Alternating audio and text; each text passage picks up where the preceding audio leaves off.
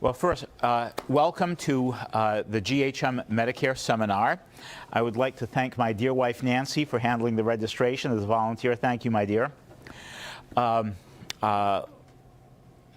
start off by giving you a few words about me. My name's Lee Cabana. I grew up about 200 yards from where we're sitting right here. I'm a Waterville native and graduated from Waterville High School and the University of Maine at Farmington. After school, I went to work for the world's greatest humanitarian organization, the American Red Cross, and I served at domestic and foreign locations, including 3 years attached to 1st Brigade, 3rd Infantry Division, where I met Nancy. Then after my Red Cross career, Nancy and I owned and operated a bed and breakfast inn in the Poconos.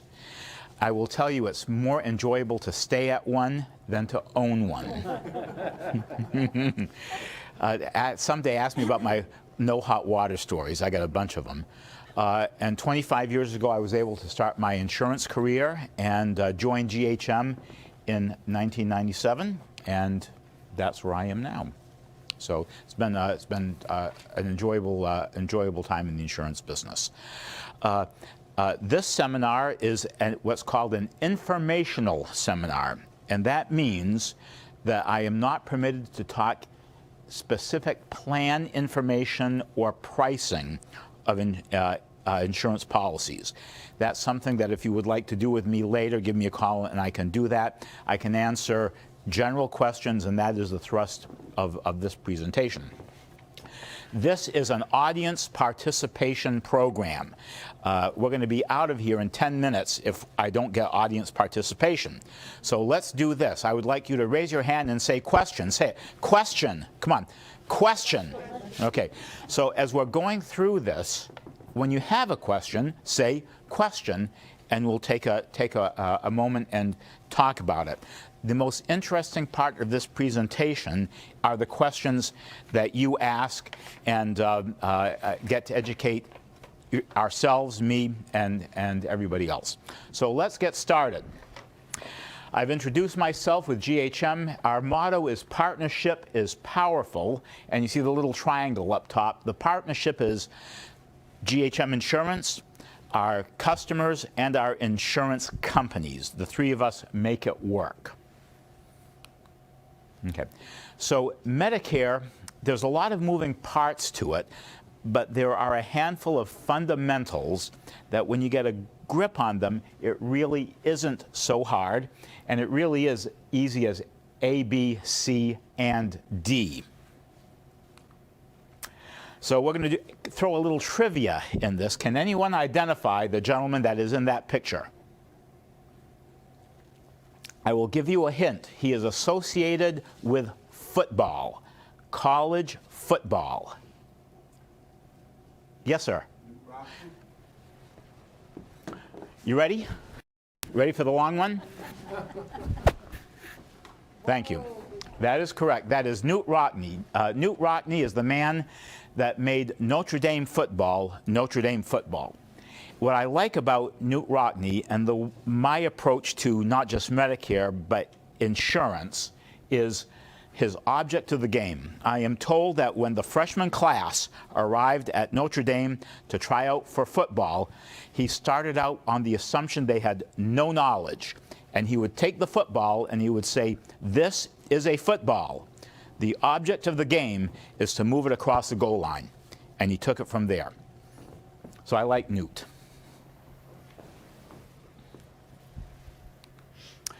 So Medicare was enacted on July 30th, 1965. There are 5 people in that picture that you might recognize. Can anyone recognize anyone in that photograph? Linda Johnson. Oh, hold on. Ready? Okay, Johnson. Who else? Who's up for a guess? Gentleman that is sitting next to him with. Humphrey, he's right in the back. I have Yep. one hand. Okay, Hubert Humphrey. Anyone else in that picture you might recognize? Harry Truman. You ready? There you are. You're doing good. In addition, the ladies are Bess Truman behind Harry and Lady Bird Johnson behind Lyndon Johnson. The reason Harry Truman was invited to the signing of the Medicare bill is that it was Harry Truman who first put forward the idea of a federal health insurance program for seniors in the late 1940s. But it took Lyndon Johnson to get it enacted in 1965.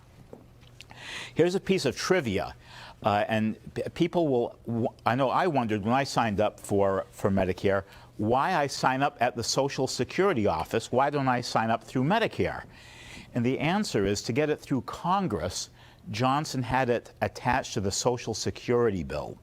So Medicare is actually a subset of Social Security.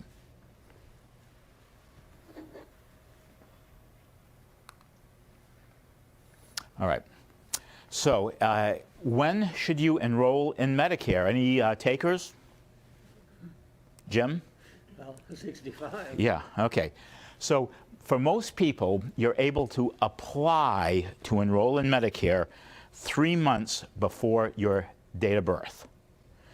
You can enroll your month of your date of birth, and you can enroll for 3 months after your date of birth. However, and this is a situation I came across this summer, if you wait until the month of your birth to enroll, your enrollment could be delayed a couple of months. So if you are going to be enrolling in Medicare, or if you know someone that is going to enroll in Medicare, they shouldn't wait. Enroll when you can. There's one exception. Yes, sir. Yes, ma'am?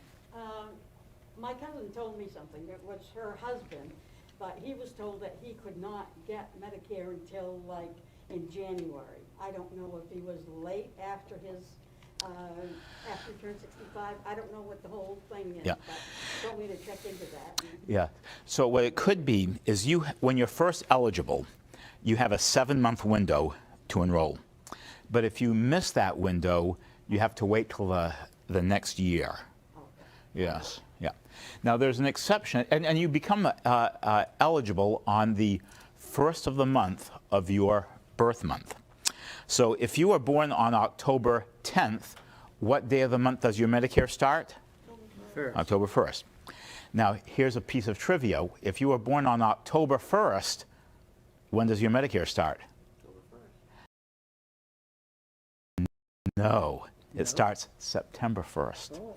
If you are one of the people that are born on the first of the month, it kicks back an additional month. Okay. Yes, sir. What if you've been given Social Security disability, you're 62, and you're told that within 24 months, in 24 months, you can sign up for Medicare, and it falls in the middle of the year, it's got nothing to do with your birthday? That's correct. So that is an exception on Medicare when you're a teenager, if you're disabled. And you have to be on Social Security disability for 24 months, and then you go on Medicare just as if you were turning 65. Absolutely right. Yeah. Good question, good comment. So let me go back here. Okay. So there are, when you're ready to enroll in Medicare, there are 2 ways to do it. There's the easy way, and then there's the very easy way. So first, you can call the Social Security office, which is down the street, make an appointment, and they'll take care of it. Right now, they're doing telephone appointments. So when you call, they'll probably schedule something 2 or 3 days in advance, and it's going to take maybe a 10-minute phone call to enroll in Medicare. You can also go to socialsecurity.gov if you're used to using a computer. If you've ever bought anything on Amazon, you can probably handle going to socialsecurity.gov and enroll. Is that all caps or doesn't it matter? Doesn't matter. Okay. And there's kind of a, let me put an asterisk on that. If you are going to be collecting Social Security, you actually don't need to apply to enroll. They automatically enroll you. Okay? So don't wait. When you know that you're going to be eligible for Medicare, enroll, do your research after you've enrolled for supplements or other things, or give me a call. And always better to have more time than be short time. So do you need to enroll in Medicare? People will call me up and say, I'm told I have to enroll in Medicare. You do not have to do anything. It is still a free country. All right? Now, me, when I work at GHM, and for the first 2 years I was Medicare eligible, I stayed on the GHM health insurance. I preferred not to be on Medicare. So if you have health insurance through work, through a spouse, you do not have to enroll in Medicare when you turn 65 years old. Right? And if you decide to leave your employer, you can enroll immediately in Medicare. So it's not a requirement, and you don't necessarily have to enroll in Medicare if you're still working and have group health insurance. Yes, ma'am. How long, like, when you decide to leave your employment, how long before you can get Medicare, if you're all eligible and everything? Okay. There's the technical answer, and then there's probably the more practical answer. With many things in life, especially when you're dealing with the bureaucracy, and they're pretty efficient, there's some lag time. So let's imagine, here we are, October 10th. If I were going to get done at the end of this month, I'd call Social Security right away, because what will happen is, because you did not enroll when you were supposed to or when they were expecting you to, there's a document, a one-pager that your employer has to sign off on, confirming that you've had coverage. And that adds another 3 or 4 days to the process. So if you went to socialsecurity.gov and enrolled, it would take you about 2 weeks before you got your insurance card. Because you continued to work, it might take another 4 or 5 days of lead time. Yep.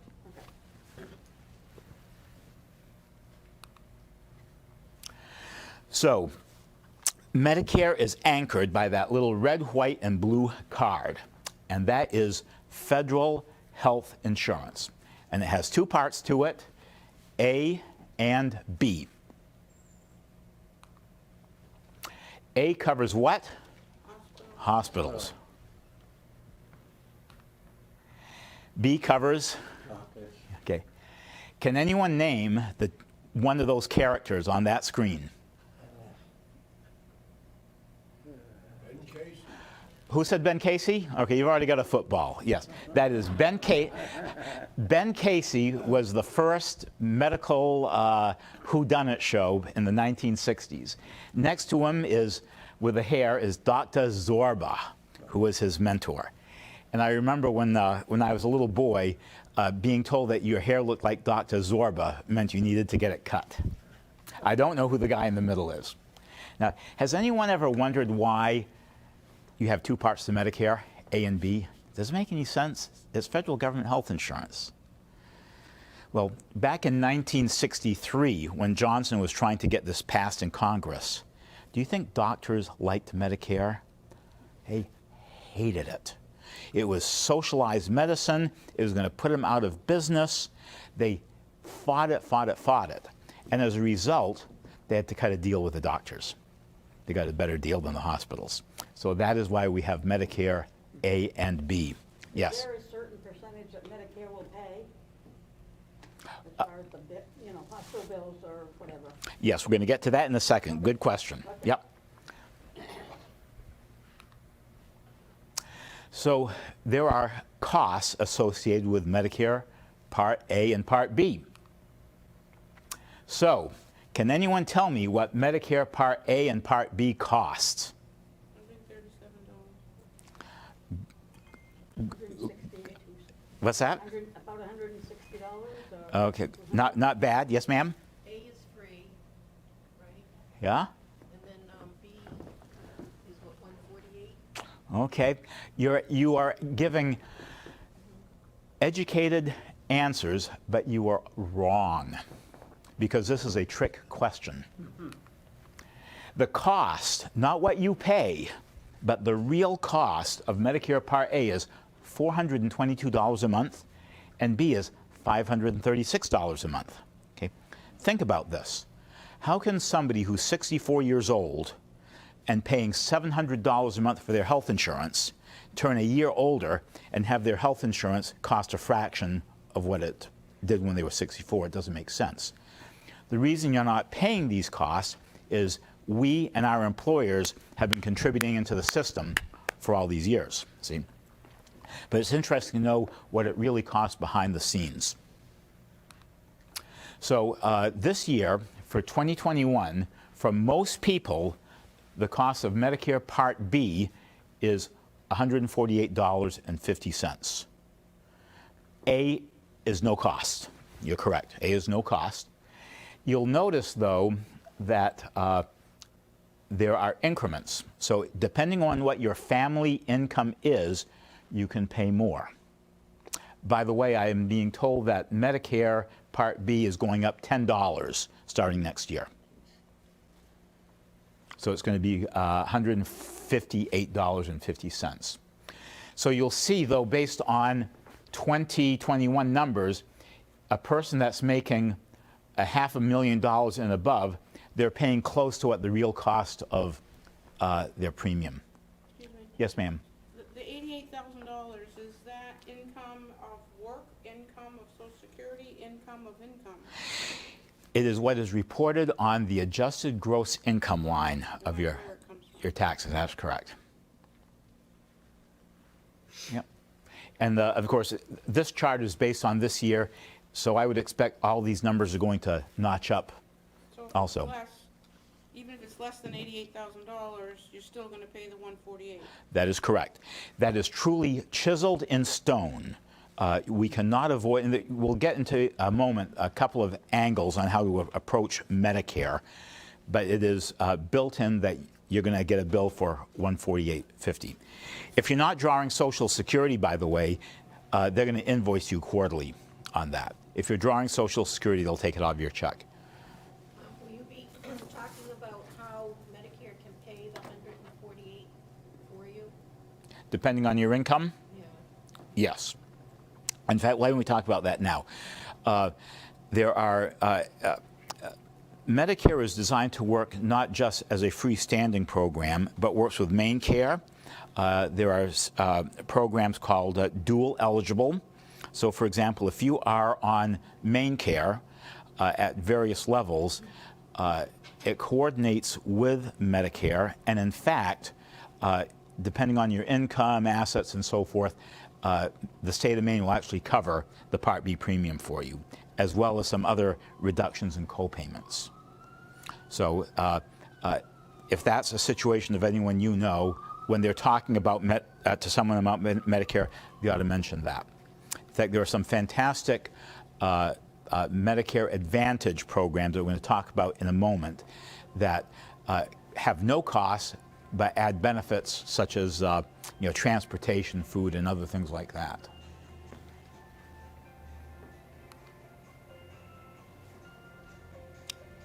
Someone's ringing. Thank you. That happens to me too. So there are two general approaches to Medicare. We have regular, what I would call original Medicare, and then Medicare Advantage plans. And if you ever watch television, you can see Medicare Advantage plans advertised heavily on TV. So, original Medicare, mind the gap, and this comes to your question. Original Medicare, A and B, is pretty decent insurance, but it has a couple of soft spots. And the most important one is there is a 20% co-insurance on health care. So if you went into the hospital and only had Medicare A and B and had a $100,000 bill, you would pay $20,000. Not a good situation. There's also some minor deductibles associated with this, but the biggest issue is the 20% co-insurance, or the gap. So for generations, people have been buying Medicare supplements, okay? And those supplements are sold by private health insurance companies. Everybody's in the game in the state of Maine on supplements. But while they're sold by private companies, the plans themselves are standardized by the federal government. Okay? So the plan that has been popular for a long time is Plan F. Ever hear of Plan F? Yeah. Plan F is fantastic because it turns Medicare into a zero out-of-pocket health insurance policy. That while it's theoretically possible you could get a bill from a doctor or hospital, it's really, you're not going to see a bill. So wonderful thing, Plan F.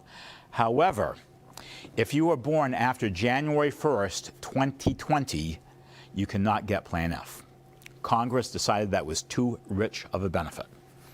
So for example, me, I'm 68 years old, but because I was born before January 1st of 20, even if I don't have Plan F, I could buy it if I wanted to. I'm grandfathered in. But if you are younger and are just turning 65 or 66, you can no longer have F. Now, does it matter what company you pick for your plan? No, because Plan F, Plan G, which is the most popular one, Plan N, the plans are the same. So people will say, oh, Lee, I love my Anthem Medicare supplement plan. What they really mean to say is, I love my Plan F, or I love my Plan G, because they all function the same way. It's truly a question of what company has the premiums that you like when you pick your supplement. Excuse me. Yes. Do all Medicare Advantage plans offer Plan F? Okay. So, a Medicare Advantage plan, and we'll get into that in a second, is different than this. They are two different universes that accomplish the same thing but operate differently. But your question is, does every company offer Plan F? I know the ones I represent about 5 of them, all have F. But they'll have an asterisk by the F plan that says if you were born after January 1st of 2020, you can't have it. Do I have to join a Medicare Advantage plan to get Plan F, or is it staying on Medicare itself? Yeah. So if it is actually illegal for you to have a Medicare Advantage plan and have Plan F. Can I have Plan F with Medicare? Yes, that is where that's the perfect way it's designed to work. So you have Medicare A and B. You buy a supplement plan, which could be Plan F, or if you're younger, Plan G, and that seals most of the holes in original Medicare. 48 is taken out of my Social Security by Medicare, by Social Security to give to Medicare, and I have to purchase again Plan F. Or a supplement, that is correct. And those plans probably run a couple $100 and change. A month. Yes, ma'am. So that's $348. But yet, even paying the $200 can benefit you because you're not going to get that $20,000 bill. That's correct. That's right. And when you think about it, whether it's Medicare or health insurance or car insurance or home insurance, insurance is essentially a risk shift proposition. There's a risk. I could get sick. I could have a car accident. So I buy an insurance policy to pay somebody else to take the risk. So with this particular situation, there's a risk I could have a 20% coinsurance on my $100,000 medical bill. I do not want to take that risk. I want to pay somebody else to take that risk, and I buy the supplement plan. Can you be denied for pre-existing conditions? Ooh, that's an excellent question. So I'm going to answer it with an asterisk. The state of Maine says that a company has the option, if they want, to deny you if you apply after your original date. Okay, so let's say you're turning 65 years old this month, or you're leaving group health insurance. You cannot be denied. But let's imagine you did not pick up a supplement for 2 or 3 years. An insurance company has the right to ask you some medical questions. There is one company in the state who I'm not allowed to say in this room that does not ask medical questions under any circumstances. So I presently have a Medicare Advantage plan. Mm-hmm. And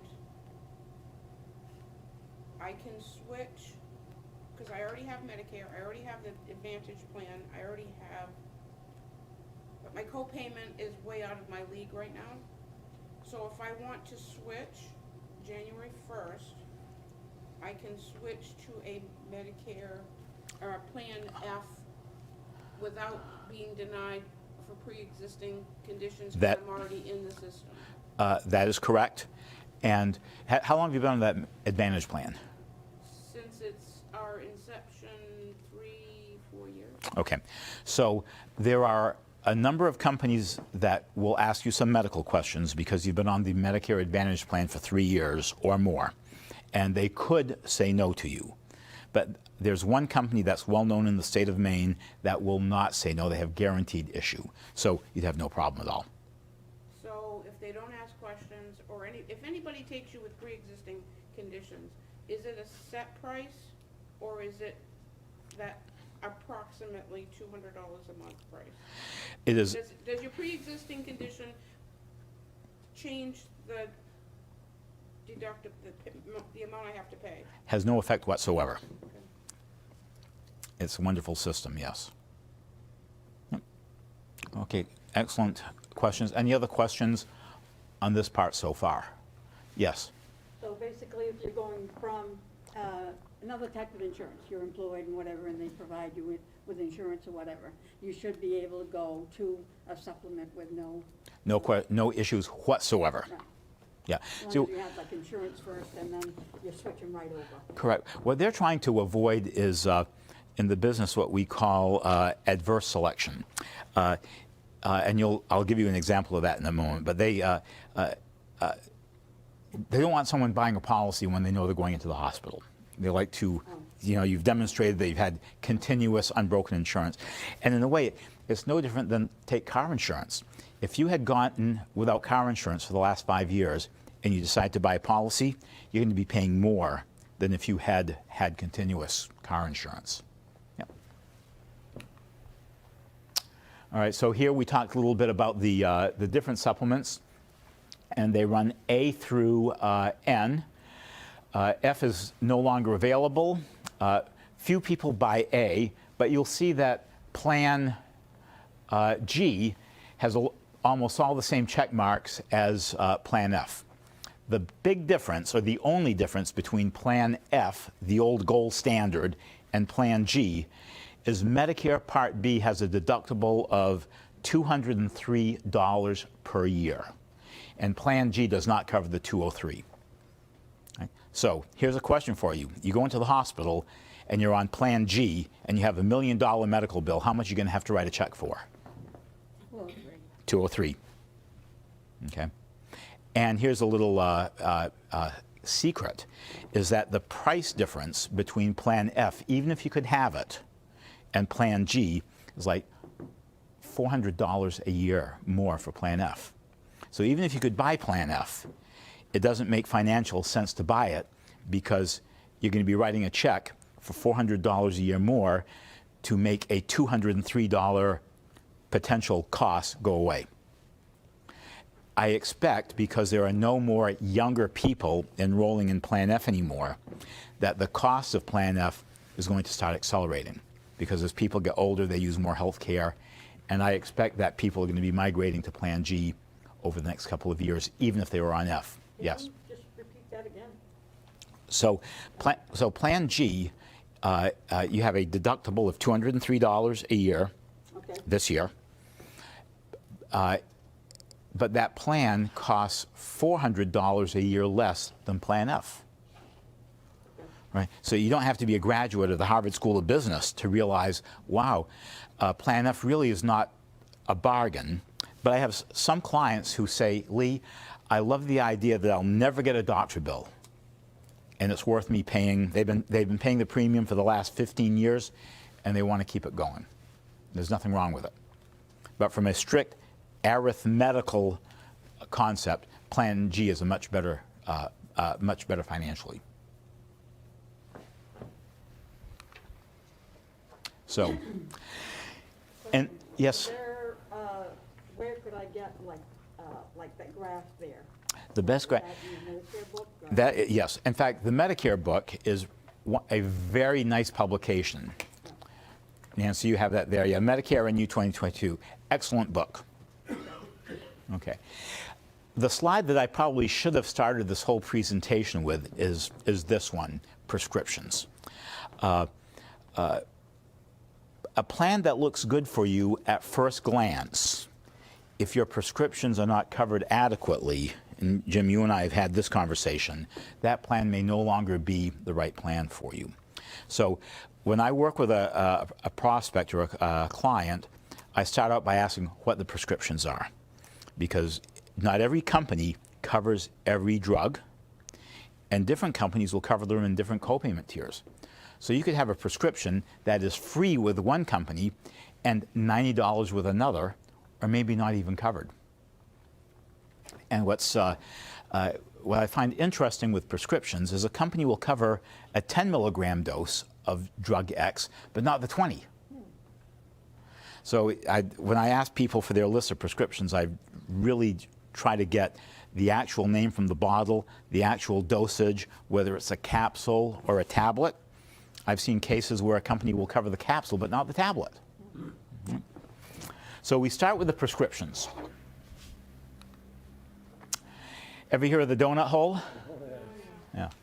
So back when Medicare prescription coverage was first created about 10 years ago, you had what was called this initial level of coverage, but after you consumed the money that was in that first ring, you hit the donut hole, and it was truly a donut hole. You got nothing for the next $3,000 to $4,000 worth of prescription costs. Well, over the last 8 years, the donut hole has been slowly closing. So now the donut hole is a 25% copayment on a prescription. So let me give you an example. Let's imagine that you're taking a prescription, and when you go to the pharmacy on day one, the pharmacist says $10, that's your copayment. Do you think that drug really only costs $10? Of course not. So let's create an easy number scenario. Let's imagine the real cost of that prescription is $100. You're going to pay $10. The insurance company pays $90 behind the scenes. Right? You have a little bank account, in a way, at the insurance company. And every time that you pay and the insurance company pays, that number is reduced, until finally you have consumed the $4,000 in that first ring of coverage. So you've entered the donut hole, you don't realize it. And you go to the pharmacist to pick up that prescription in July, and instead of it being $10, it's a 25% copayment. What's 25% of $100? $25. And it happens to my dear wife every year. She lives with an insurance guy, and she hits the donut hole. She says, why is it $25? As you continue to get your prescriptions filled during the donut hole, eventually you've paid out enough money out of your pocket that you enter what's called the catastrophic coverage. And that's usually a 5% copayment. So what's 5% of $100? Right. So a person can go from paying $10 to $25 to $5 for their prescriptions, depending on how many prescriptions you're taking and how expensive they are. I have some people who are fighting cancer, and their prescriptions are thousands and thousands of dollars. They blow through the donut hole the first month of their coverage. And 5% doesn't seem like much, but if you're taking a drug that's $10,000 and you're taking several of them, 5% adds up. In fact, this one individual I'm thinking of, without insurance, his drugs would be $100,000 a year, and because he has prescription coverage, it's only $25,000 a year out of his pocket. He's taking a lot of expensive ones. Yes, ma'am? Is the donut hole a one-time coverage or yearly? Every year. The clock resets January 1st, and it starts over again. Yes, and to maybe anticipate another question, even if you could change insurance companies halfway through the year, they keep track of it. So you can't skip from one to another to avoid the donut hole. Yes, Nancy? So the cancer treatment, 100,000, the medicine, 100,000, and he'd have to end up paying 25,000 out of pocket? Yes, because his prescriptions are so crazy. I think he has one that's $25,000, and so he pays 5% of that. Yeah, that's an unusual case. Most people never leave what's called the initial level of coverage, where you either have a $0 copayment, a $10 copayment, a $30 copayment, a $90 copayment. But many people will hit the donut hole. A few hit catastrophic coverage. Yes? The first part of the donut hole, what is that? What percentage do you pay or nothing? Or So what? it says where the initial level of coverage, it's usually a fixed dollar copayment. It'll be so. In fact, insurance companies will say, look, if you are taking a generic prescription and you go to one of our preferred pharmacies, there'll be no cost. If you go to a non-preferred pharmacy, it'll be $8. And some of the higher end drugs might be a $90 copayment or even a 25% copayment during the initial level of coverage. There's actually a prescription that's in front of the FDA now to actually cure hepatitis C. Not treat it, actually cure it. Do you know what the cost of that one-time prescription is? Take a guess. Somebody throw a number. 200,000. $1 million. Can you imagine leaving Walgreens with a little bag that has a $1 million prescription in it? Yeah, and of course it's priced because the insurance company has calculated that for an insurance company to treat somebody with hepatitis C, it would cost more than the cost of the drug to cure it. Amazing, isn't it? So I don't know how insurance companies are going to handle that. Yes, sir. I don't want to get ahead of you, but are you going to cover this AB thing where they cover dental, stuff like that? That's Yes. gonna be advertising? Yep. We're going to get that to in a second. Okay, I don't want to jump ahead. Yep. Good point. Because good segue. So that is how prescriptions work, and the donut hole. So when you're looking to enroll in Medicare or possibly change from one Medicare plan to another, prescriptions are key. That's the point to remember. So let's imagine you're one of the lucky people and you are not taking any prescriptions. Do you need to buy a prescription plan? Yes. Yes, okay. In the insurance business, we jokingly call this the burning barn syndrome. Right? Can I buy fire insurance on that structure? No. So in order to give all of us an incentive to buy a prescription plan, even if we're not taking any prescriptions, Medicare has said, look, if you don't buy one, every month that goes by that you don't take it, there's going to be a penalty that accumulates.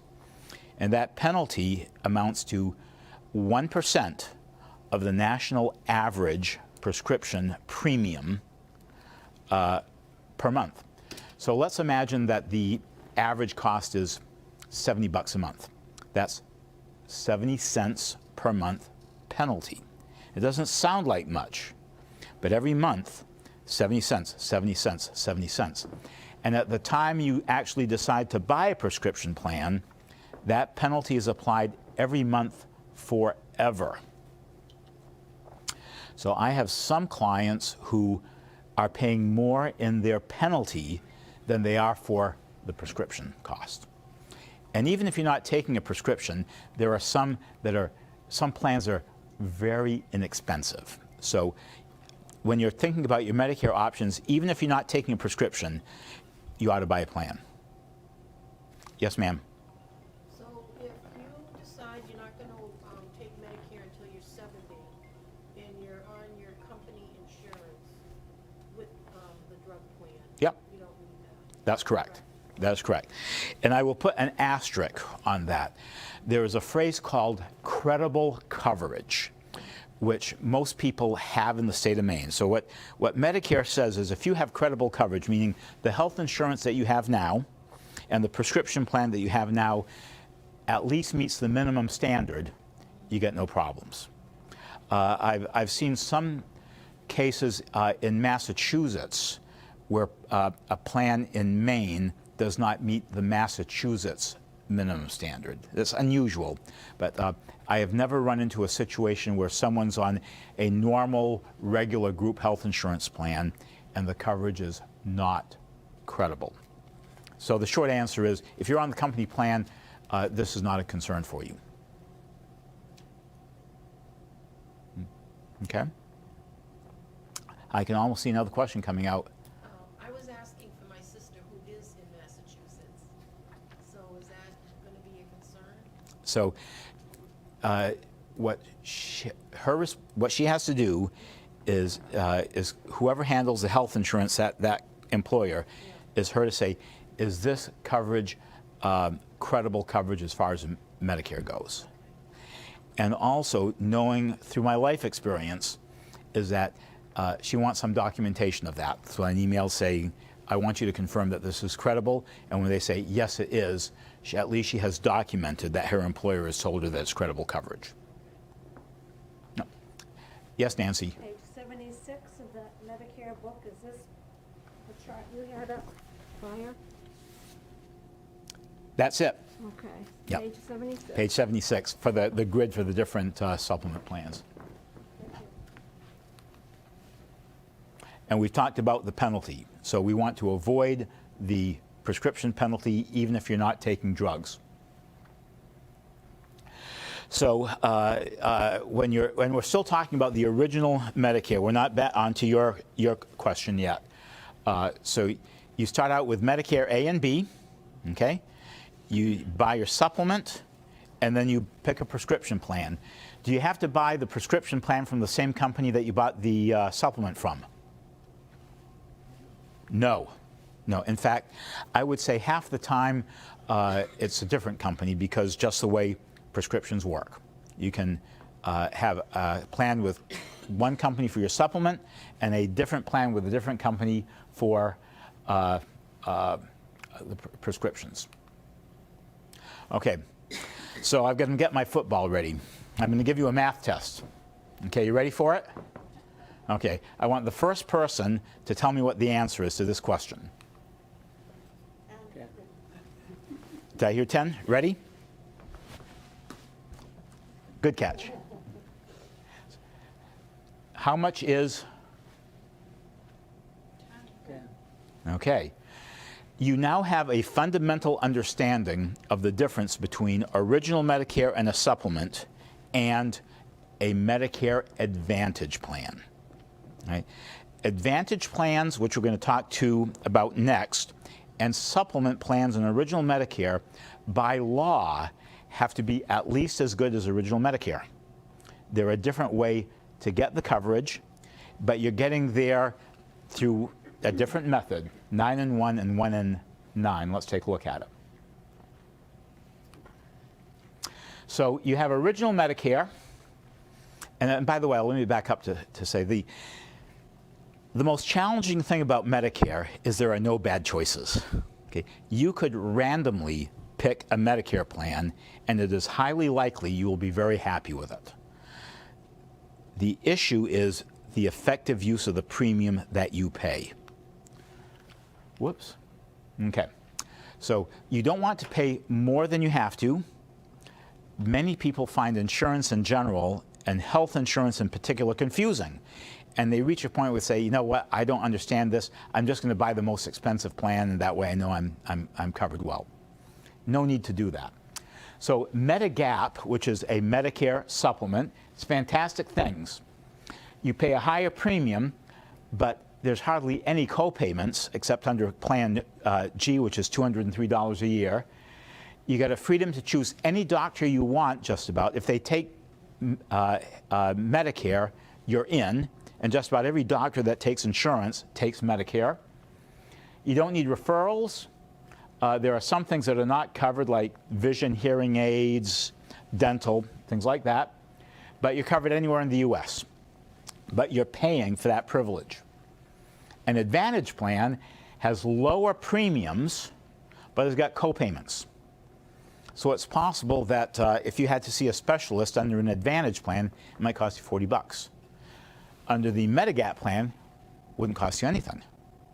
But you're going to be paying a lower premium every month, which you get to retain that savings. There could be a network. In fact, there's without doubt a network. You want to make sure your docs are in the network. You could need referrals for a specialist.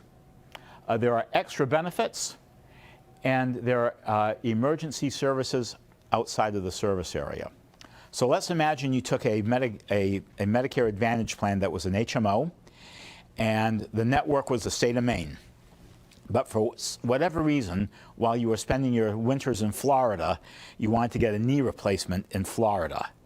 It's probably not going to happen with a Medicare Advantage plan. However, if you fell down in Florida and hurt yourself with a Medicare Advantage plan, you would have coverage because it's an emergency. Okay? The other thing, so I mentioned earlier that an Advantage plan has to be at least as good as the original Medicare, and they are, but they add additional benefits. So for example, most Advantage plans will include a dental plan, which is a nice thing. Dental insurance, I'll tell you a little secret. Dental insurance isn't really insurance, okay? Dental insurance was invented in the 1960s as a way for employers to give their employees money they didn't have to pay taxes on, because it's officially health insurance, and it doesn't show up on your W-2. So I want you to imagine, we're getting a little off track here, but I think it gets to the point. If you were working somewhere, sir, and they had group dental insurance, and you had perfect teeth, but your boss said, you know what, I'm going to offer you a dental insurance that's not going to cost you anything. Would you take it? Of course, yes. What happens, though, is when you try to buy dental insurance on your own, people with perfect teeth tend not to buy dental insurance. So what do you think happens to the premium on dental insurance? It goes up. So if you're having to pay for dental insurance, you're swapping dollars. It's not a great buy. Some Advantage plans will offer dental insurance for an additional premium. Many will offer dental insurance at no additional cost, which is a nice thing, but there's often a network. So when you see the booklet that says, wow, this is a fantastic plan, it's got dental insurance, and you realize that your doctor, after you buy it, your doctor's not in the network, well, you didn't pay extra for it, but you're not getting the benefit that you really wanted. Yes, sir? I have Delta Dental, Yep. and the government made them drop their price. So they went from like $57 a month down to $56.01. Interesting. So they really dropped it. And my dental pays, like on $1,000, I pay $700, they pay $300. So I get nothing out of it. Yeah. That's why dental insurance, when you have it individually, it's like swapping dollars. Because unlike health insurance like Medicare, you have a bottomless pit of money. If you have a medical bill that's $1 million, you got it. $2 million, you have it. $10 million, not an issue. But when it comes to dental insurance, there is a fixed bucket of benefit dollars, and it's typically $1,000. I've seen some plans that are $1,500 and some that are $2,000, but that's it. So think about this, and I'm really getting off the Medicare subject for a second. But if you had a dental plan that had $1,000 a year in benefit maximum, and it costs you $50 a month for it, you don't have to be a mathematical genius to realize I'm paying $600 to leverage the potential of $1,000, you know? And dental insurance always has deductibles, co-payments, co-insurance, so the chances of you winning the bet are small. But if you get dental insurance either through work for free, or it's built into your Medicare Advantage plan at no additional cost, and your doctor's in the network, or if you can file a paper claim and get the benefit, it's a great thing. It's like getting $1,000 free. Most of these plans also have benefits for hearing aids. Depending on the sophistication of the hearing aid, you can get a benefit of $2,000 or $3,000. When Nancy got her hearing aids, I was shocked. Do you think my dear wife wanted last year's technology in hearing aids? No, she wanted this year's technology. Her hearing aids are $6,000. Just unbelievable. So, but anyways, if you have a Medicare Advantage plan and it includes hearing aids, and I think they all do in today's world, it's a benefit that helps. You may still have to pay a couple $1,000s out of your pocket, but you may not have to pay $4,000, or $5,000, or $6,000. Yes, ma'am. How many times can you flip back and forth To the plans? In what? I had Medigap and I switched to Medicare Advantage. Yep. So maybe, I've been on that maybe 2 years, so maybe in a couple years, if I decide I want to go back to Medigap, am I able to do that? As many times as you want. Yep. So you can flip back and forth. That is correct. So let me give you an example of, give you a couple examples. So on the Medicare Advantage plan, let's imagine someone's in either fairly good health, or maybe they have a couple of medical conditions, they have to see a specialist, let's say once a month. Well, that plan would probably be a good plan for them because the specialist might only cost $40 a month, but they're saving $250 a month in premium instead of buying the supplement plan. Not bad. But let's imagine that person is taking infusion therapy. You know anyone who's ever taken infusions?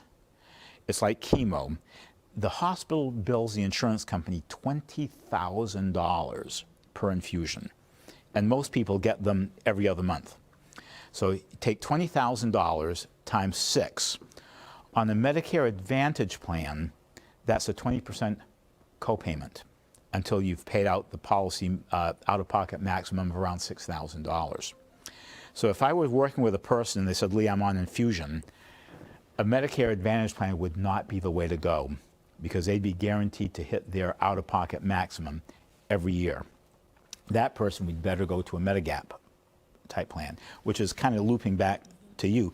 So because we have at least one company in Maine that will sell you a Medigap Medicare supplement plan with no medical questions, somebody could be on the Advantage plan for 2 or 3, 4 years. Now they're being told they have to take infusions. That person can easily hop onto a supplement plan, and now their exposure is $203 for that deductible in the course of a year. But anyway, that's a long answer to your question. You can, every year you can change. And then as far as the dental goes, I find that none of the dentists will take Medicare. I mean, I found one dentist that will take Medicare, Yes. So, and that's it. And Yeah. I had to switch from my person that I've had for 20, 25 years. yes. See, dentists are in a great position. The only reason any doctor, medical doctor or dentist, is in a network is to drive business to them, okay? Do you think dentists need business driven to them? No, they have a line out the door. So a dentist says, you know what, I don't want to deal with insurance. You pay me, and then if you have dental insurance, you file the paper claim on your own. It's so true. Right, but on Medicare, you can't do that because you need to have a provider that will take Medicare. That's correct.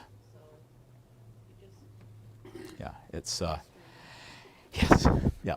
Dentists are a whole different field. Yes, sir. On network, on my doctor doesn't handle that. So I went through the establishment, and the only person that would take the plan was in Westbrook. I would have to travel to Westbrook for the dental, and so then I decided, well, maybe I'll do it, call them, they're not taking any more patients. Frustrating, isn't it? Stuck anyway. Yeah. May I ask what insurance company you have? I have Delta, Uh, Delta Dental. Yeah, yeah. And it's interesting. Delta, out of all of the companies that do dental insurance in Maine, Delta is the one company that has any network at all. What I'm finding, though, is as dentists are retiring and they're selling their practices, the new dentists don't want to take the insurance because they'd rather take the cash. My dentist told me to buy Delta Dental. I don't Is need that, my dentist told me to buy Delta Dental, because that's what he takes. Yeah, He's in Skowhegan, Scouting. yeah, yeah, Northwoods Dental. yeah. Now, sir, is the Delta Dental plan you have, is that part of your Medicare? Or is it, okay, all right, good. All right. Okay, good advice, thank you.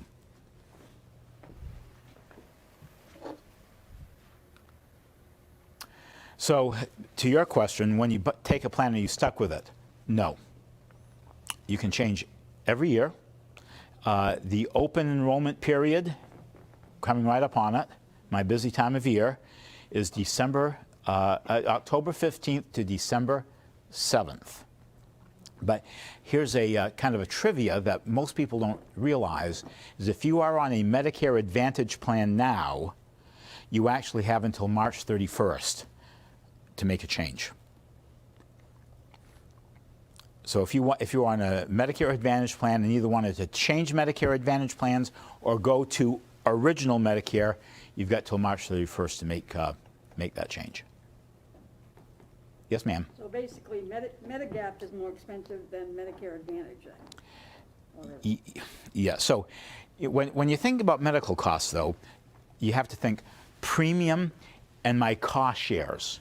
So if I'm on infusion therapy, the Medicare supplement is less expensive for me, but in most cases, the Advantage plan is less expensive. Because you think about it, when you're on a supplement plan, whether you see a doctor or not, I guarantee you're going to get a bill every month for that premium. See? When you're on an Advantage plan, and some of them have premiums that are zero or small dollars. In theory, you instead of spending that $200 for the supplement and the $40 for the drug plan, you retain that money and you buy the Advantage plan. And over the months and even over the years, even if you had a bad year on an Advantage plan, where you actually had to shell out the $5,000 for the out-of-pocket maximum, you have probably saved that over the last few years, see? But if you know that your health has changed, we can flip back to the supplement, you know. What's the average cost for Medigap? Or, you can't talk. I can't, but you know, in the book, it's, you know, I would say that if you were to use as a rule of thumb, a couple $100 or so in that range. Couple hundred a month, yeah.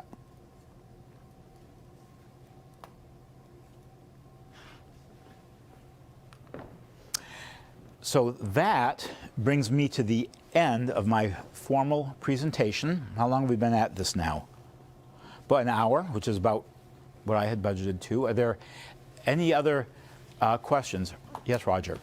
So you see these ads on TV touted by many different celebrities where they say, call this number and we'll add money back into your monthly Social Security. Yes. Isn't that a great thing? I don't necessarily believe it, though. Okay. Well, it's actually true with a big asterisk, okay? The state of Maine has some of the highest health care costs in the country, okay? We're rural, we're older, we tend to not live as healthy as other parts of the country, there are a whole bunch of reasons, okay? So in Florida, the cost of health care is significantly less than in Maine. So I have a friend that did his Medicare Advantage plan for. He moved to Florida and established residency there.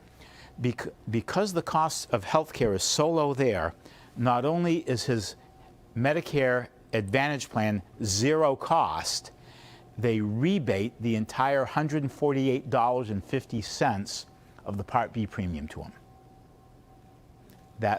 So that's in Florida. In Maine, I have one company that has a plan that's aimed at veterans, okay? So veterans who get their prescriptions at Togus, okay, they got credible coverage at Togus, they don't need to buy a prescription plan. So this company has a plan aimed at them that does not include prescriptions, and that is a $60 rebate back to them. Not as generous as Florida, where the costs are lower. So, and you see all of these ads that we see on television obviously are nationally produced ads. And they're aimed at parts of the country that you really can get not only a plan for free, but get money back. Yes. Yes. Yes. I just saw most recently, I think Senior Alliance on television, free dental care. Do you know anything about that? I haven't called yet. I don't. Okay. I'm not familiar with the company at all. Yeah. Yeah. Yes. So not every Medicare Advantage plan includes prescriptions because of veterans. So you don't want to be drawn to that maybe zero premium plan, and you buy it and realize when it's too late that you don't have prescription coverage on it. Yes, ma'am. Now, you work for GHM. Yes, ma'am. You represent 5 or so companies Yes. that would benefit people on Medicare age. Yes. When you sell these, I would come to you. Do you charge for your service to point me in the direction of what I need that best fits me? No.